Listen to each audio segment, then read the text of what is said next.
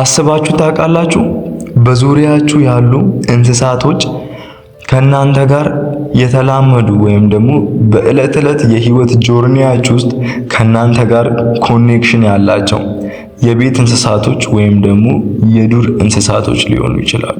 የሆነ ነገር መናገር ከፈለጉና በውስጣቸው ለናንተ ማስተላለፍ የሚፈልጉትን ነገር ካለ የሚናገሯችሁ በባህሪያቸው እንደኛ እንደ ሰው ልጆች ቃላቶችን ሰድረው አረፍተ ነገሮችን ደርድረው የሚፈልጉትን ነገር መናገር ባይችሉም ነገር ግን የሚፈልጉትን ነገር የሚናገሩባቸው ሴክሬት የሆኑ ላንጉዌጆች አሏቸው። ነገር ግን አብዛኛው ፔት ኦነርሶች እነዚህን ካራክተሮች ኖቲስ አያደርጉትም። ምናልባት እነዚህን አክሽኖች በተደጋጋሚ አይታችሁ ኖቲስ ያላደረጋችኋቸው ነገር ግን የእናንተ እንስሳቶች ያለምንም ወርድ ለእናንተ አይ ላቭ ዩ ለማለት የሚጠቀሙባቸውን ካራክተሮች በተከታታይ 5 ቪዲዮዎች ይዤላችሁ እመጣለሁ።